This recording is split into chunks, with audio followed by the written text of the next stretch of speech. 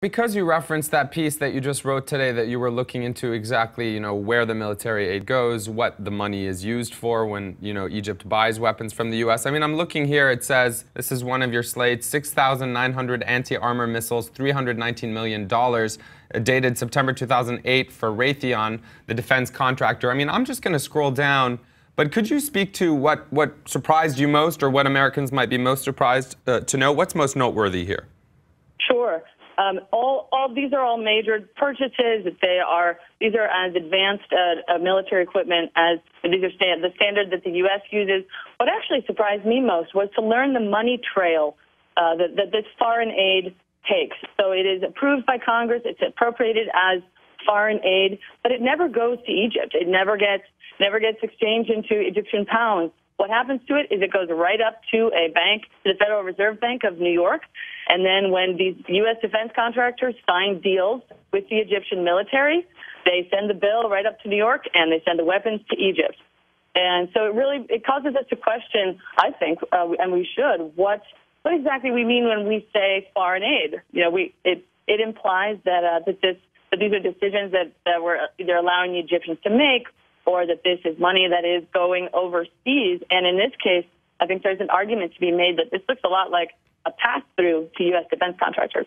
Certainly. Another one, which we reported on yesterday, F-16 fighter aircrafts, 24 of them for $3.2 billion. That's dated October 2009.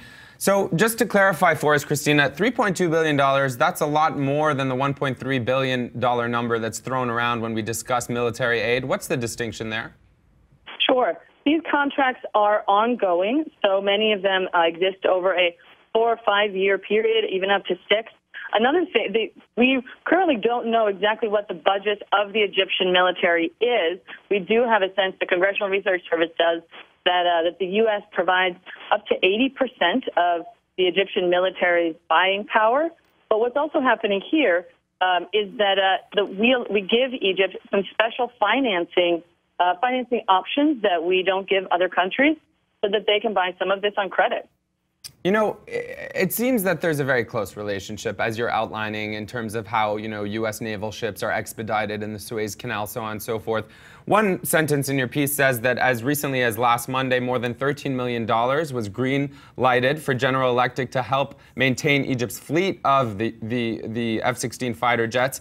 Also, in Josh Rogan's piece, they talk about the $585 million of promised aid to the Egyptian military in 2013 is not on hold. They say technically it's not due until September 30th, the end of the fiscal year.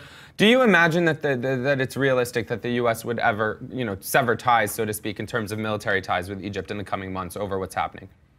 No, I don't, frankly. I think that when you get down to brass tacks, we need Egypt for a number of reasons, perhaps even more than Egypt needs us. Egypt has a number of allies, notably Saudi Arabia right now in the region, and if it needed $1.3 billion, while being a lot of money, certainly doesn't run the Egyptian economy.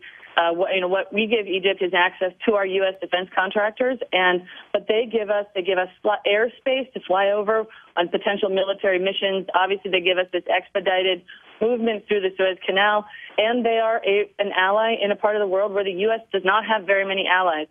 So I think in some ways, they have us over a barrel. I'd be very, very surprised if we were to cut off all military aid. Certainly sounds like some sound analysis from you, Christina. Thanks, as always, for joining us. Thanks, Ahmed. Before we move on, I just quickly want to share a comment coming in real time. DNL10 saying, why do we always leave out the role of the military-industrial complex in these discussions? DNL, that's why we're focusing on, the logistics and nuances of the relationship with Egypt. So hopefully you can help us continue to do that.